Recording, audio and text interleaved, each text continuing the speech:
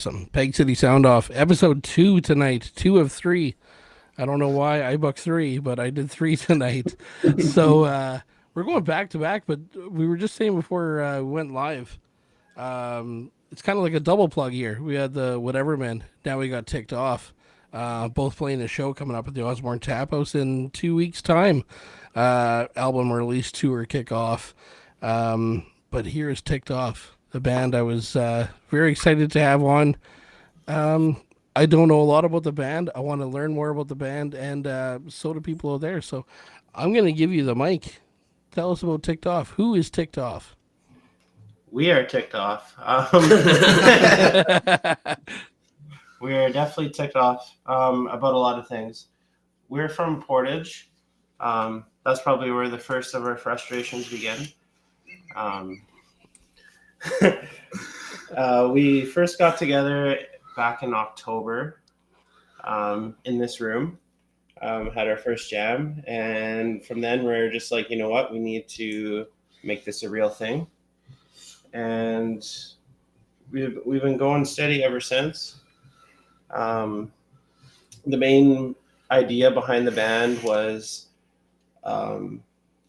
basically I was seeing a lot of stuff in the news about basically attacks against trans rights and against queer people in general. I was seeing a lot of that, and I was, of course, really ticked off about it. And songs started coming out, and I work with Daniel, and I would make a song and I'd bring it to work and I'd show him, and he'd be like, "Oh, fuck yeah, that's really deadly. I'd like to play drums to that." And eventually we're like, okay, let's have a jam. And we had a jam, and then we let Chris know we were having a jam, and he came by and he's like, listen to a couple songs that we played through, and he's like, you know what? And he picks up the bass, and he's like, I want to play bass to this. And we kind of just formed right then and there. I don't know. Awesome. Anything on the origin story? Well, like, we've all known each other for like a better part of a decade. That too, yeah.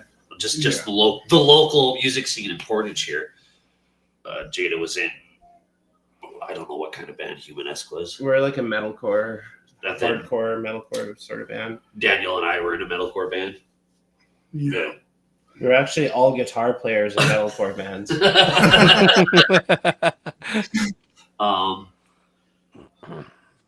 And then just like she said, she showed us the fucking songs or whatever, and we kind of have like a half-ass studio running up. Can we swear? Like, oh yeah. Okay. Sorry, I'm going to cut you off for a second, which brings me to my my sponsor of April, School of Rock, but it's okay. You can drink, you can swear. The kids, they know what they're getting themselves into.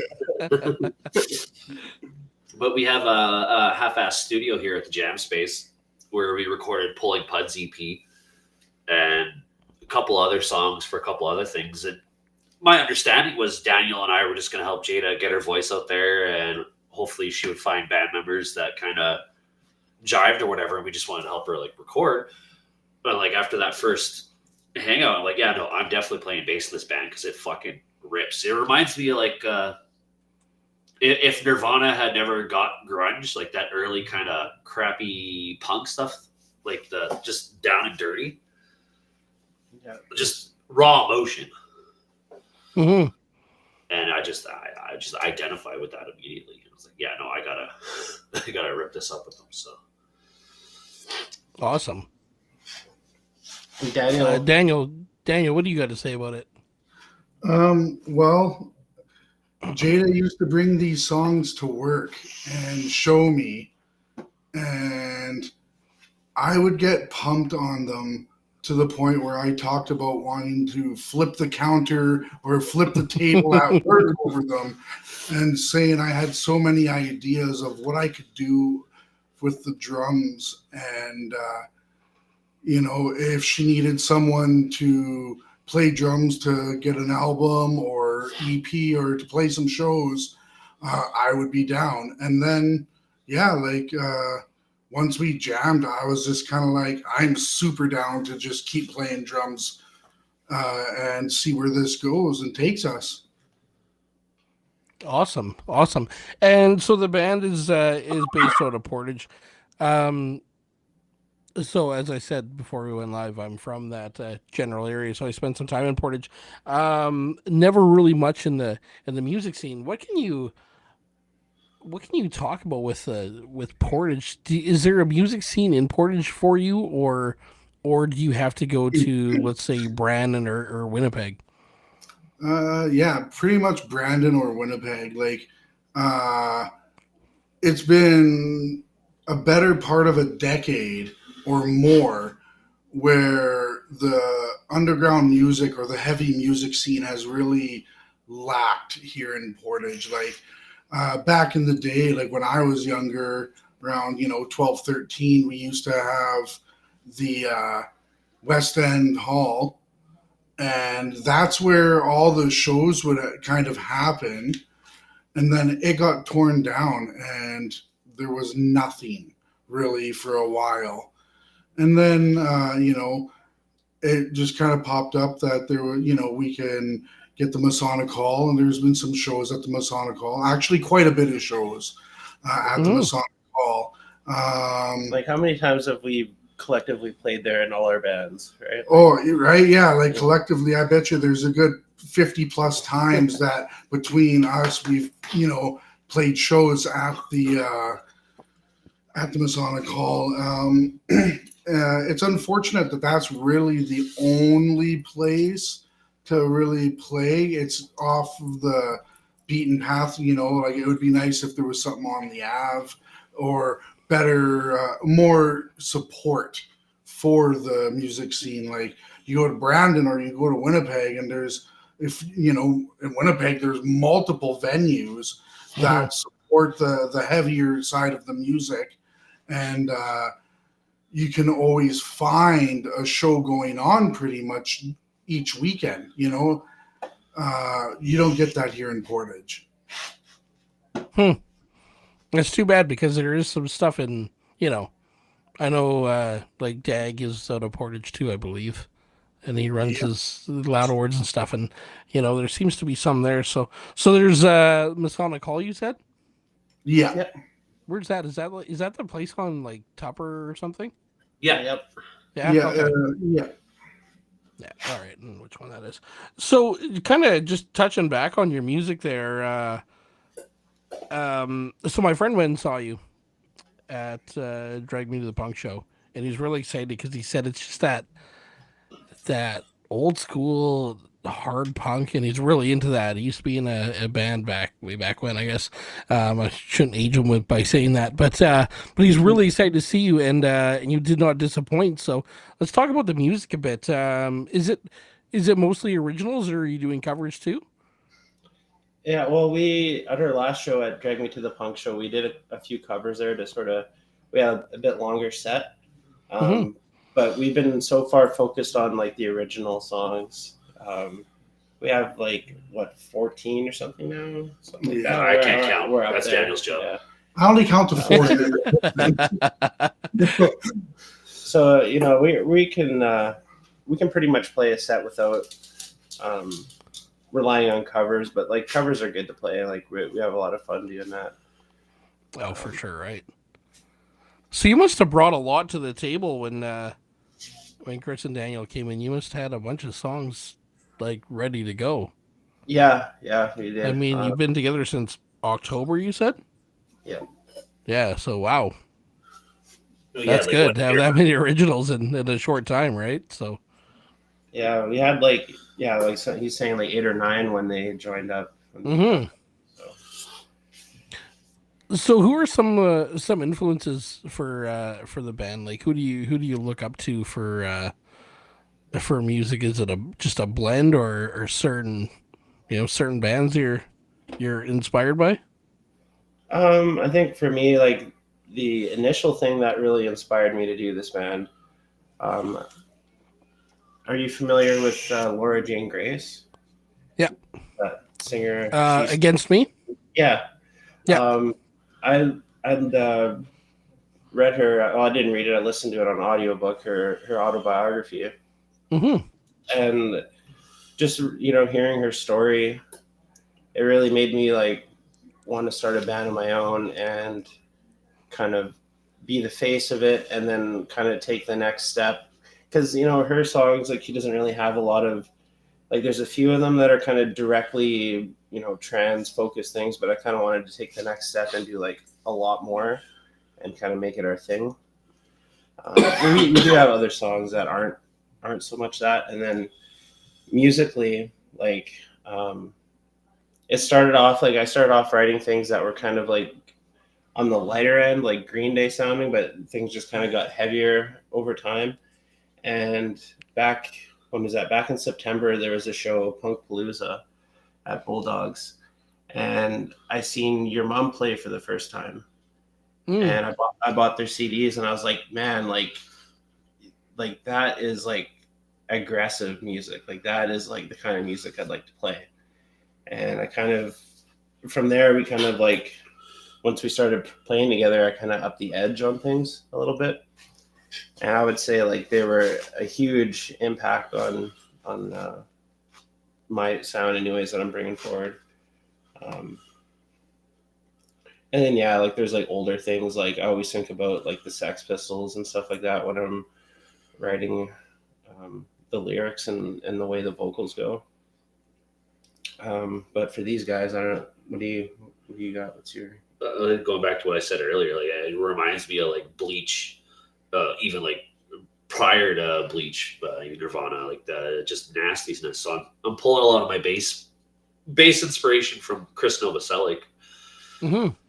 and the weird stuff he does or did back then. Awesome.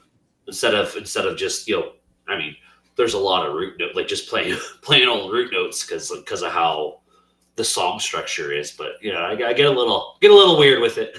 Well, yeah, there's like a lot of riff driven stuff, but there's room for you to play around in there too, right? Yeah. What do you say about your drumming? Oh, my drumming influence really comes from all over the board on the heavy side of things. Like when I got into heavy music, it really started off with Minor Threat for the punk stuff. And, growing up, I like Comeback Kid from Winnipeg, even the band before Comeback Kid, Figure 4. Like really for me, hardcore and hardcore punk is kind of where I pull my influences from, even though, I get told that people hear a lot of like metal or metalcore stuff. But I think that's mainly just because I utilize my double bass in the songs, as not like overly, but I try to add in, some extra spice with it. Have I ever said in either band that's too much double bass? Hmm? Have I ever said in either band is that too much double bass? Right, that is true. Yeah. It surprised me with Pulling Pud, it's a lot poppier, and he still does a da-da-da-da-da-da on the kick drum. I'm like, that's fucking cool. Like, nothing wrong with the double kick, right? Right. When you try and play to the song and not just try and be, super deadly in a sense, I think it becomes more tasteful at that point. Mm-hmm. Absolutely. And FYI, when there's a dog on, our ratings do go up a little bit. that's our mascot for our studio. It's Thor. Yeah. Yeah, that's my dog, Thor. He actually likes to chill and hang out while we practice. Oh, excellent. Yeah. So you got the big show coming up here, Tap House, in 2 weeks with whatever man shit happens, Hog. And there's another band. What's that? Perception Check. I'm so shitty at remembering bands. Oh. At Punk Fest, I was like, thank you to all the bands. I don't remember who you are, but that's gonna be a big night though. 5 bands at the Tap House. I was there last night. The doors were open. Fantastic, beautiful night. Hopefully the weather holds up for that one and the doors swing open again. Really looking forward to that one. What are you bringing to that show? Deadliness. We're bringing the heat. Yeah. we're opening, I'm pretty sure. Yeah, that's the time slot. So we're hoping to set things off like pretty hard because I know like all the other bands that we're playing with are really good. Like they're really like I don't want to say heavy, but like fast, hard hitting punk bands like Slam poetry to jump music. yeah. So, like, if we're going to be sharing the stage with all those people, like I just listened to the Hog EP, and that shit is so good. I don't know if he's releasing it there. I think he is. He? I don't know. I got a cassette of the Hog EP, I think, unless he's got another one out. I don't know. He sent me a bunch on. He said that he just did one, and then he sent me a bunch on Facebook. But it's really good. So like we're playing with all like I love all these bands. So like we need to be on their level. Yeah. Excellent. So you're sitting a little bit further away. I'm not sure if you can see. There's a chat thing that comes up here, right? Yeah. So I don't know if you can see the chat, but just a couple of comments just telling you. One person says a new band for me, awesome. Check a new band to check out from Joe Carson, who played Tap House last night with his band Ash and the Arsonist for their EP release. Nice. Shit happens. Just says word. Can't called wait to out- play I with you called all. I called out their EP there. Yeah. And Ruth Morris says shit happens has entered the chat. So my buddy Luke Clement says, Joel, we need to catch that one. 100%. So to catch that show, the one question I never asked the Whatever Men, what time does the show start? What time does TikTok go on? Ooh. That's usually a day of thing. I think about. isn't it like 10 o'clock we play? Yeah, it's something like that. I'll just go real quick here. We'll go to the chat. It might even be earlier, I think, just because there's 5 bands. So Yeah, it's going to be a great night Yeah, of great night of music. yeah, I meant to ask them that what time it started. We kept talking about it and never went over the times. I know I got it somewhere.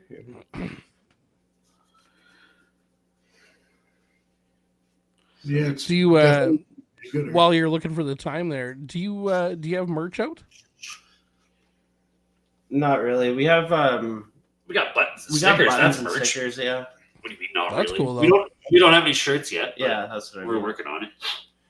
Okay, so those times at the Tap House show, we're playing at 9. Okay. 9:15. Yeah, so doors must be at 8, I'm assuming. Yeah. And then for Excellent. everyone else's information, Whatever Men's playing at 12:20. So Yeah. they're playing right to the end. Hell Yeah. Yeah.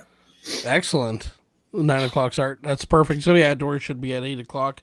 So Luke Clement, if you're watching right now, I will meet you there at like 8:30 ish probably. So that's my Tap House guy. We catch a lot of good shows there, and he's the one that went to the Drag Me to the Punk show and was had nothing but great things to say. Yeah, shit happens. Says doors usually 8 bands and 9. Cool. In typical Tap House fashion, I love the place. I do everything to support that place. But in typical Tap House fashion, it'll probably start about 15 minutes late on every band. So that's all right though. Kind of get into the next thing. Well, kind of backtracking a little bit, just to your music. I'm impressed with the amount of originals that have come out in the short time you've been together. Is there has there been any recordings? Is there plans to record? Yes. 2 months ago, we actually recorded here, and in the studio, and studio, and we're just like working on the mix / waiting on the mix right now before we make any big announcements about the dates or show anything. But we can say though that it's called Act Your Rage. Okay, cool. That's what it's called. Yeah. Isn't that the neat thing about today's world, that you can literally record an album, anywhere. You don't have to go to a big studio to do it. You got your space there. Like, you can't see what's behind me, but if my green screen wasn't there, it's a very tiny room with a little tiny vocal booth, and we record a full song here, and it's just amazing what you can do with technology these days. Hell yeah. Yeah, for sure.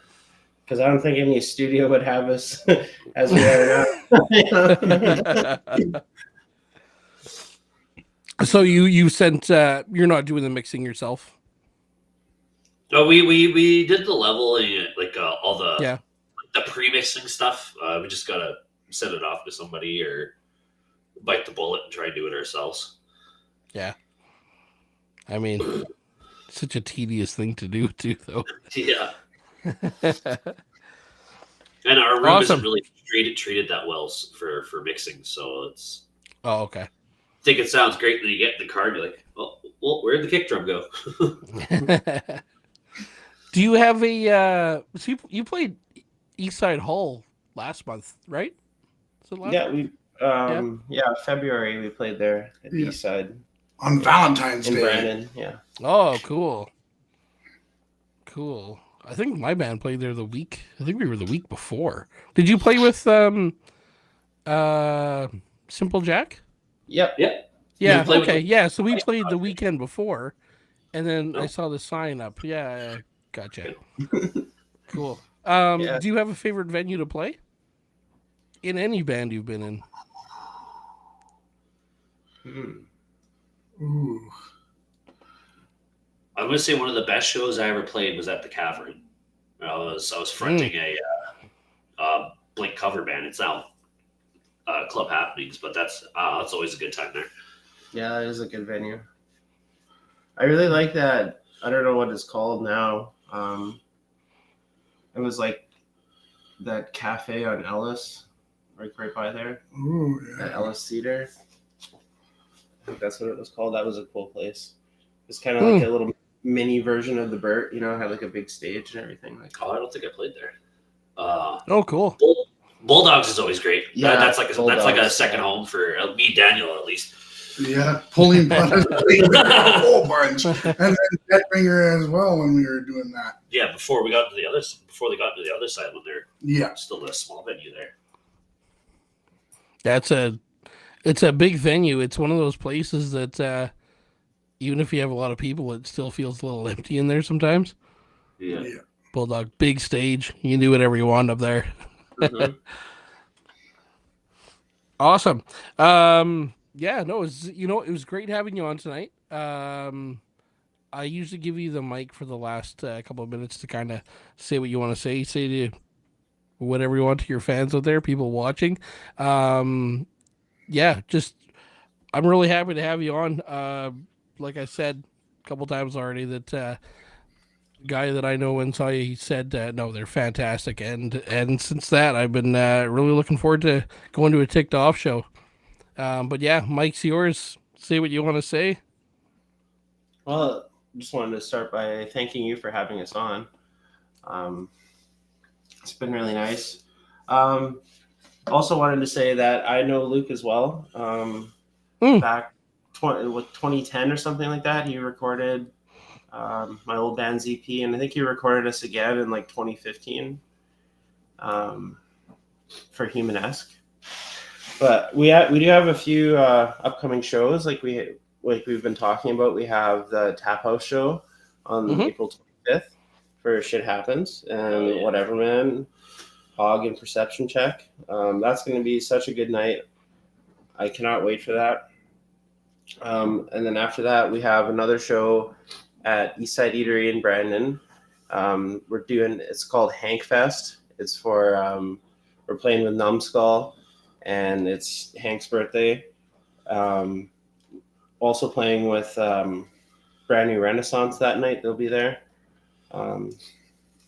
They're pretty good.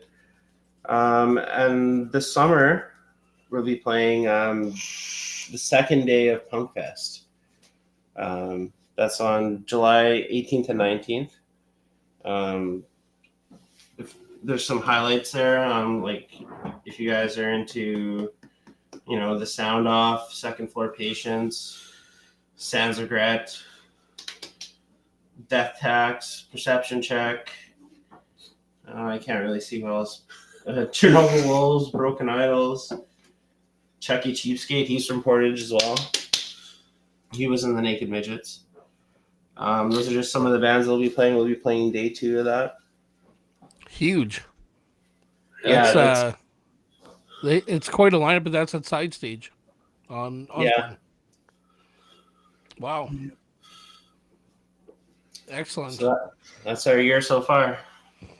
Excellent. Well, not no shortage of shows. That's good. But yeah, the Punk Fest at Side Stage is gonna be that's gonna be a good one. There's a lot of good bands coming in, and not to take it away from you, but I am definitely interviewing some bands leading up to it. Been in talks with a couple of them. So as we get closer to that, there's the Summerfest that my page is putting on the week before that, and then there's the Punk Fest the week after. So July is going to be a busy month. But yeah, there's some bands that will be on there coming on the show, and it's going to be great. And hope for nothing but a great weekend there, Punk Fest. Yeah. So yeah, it's been great talking to you. Looking forward to Tap House in 2 weeks. Thank you so much. Yeah, hope to see you there. You're welcome. Yeah, we'll see you then. All right. Have a good rest of your night, and Thank you. yeah, looking forward to it. Ciao. All right. Okay. Peace Have a out. good night. Goodbye.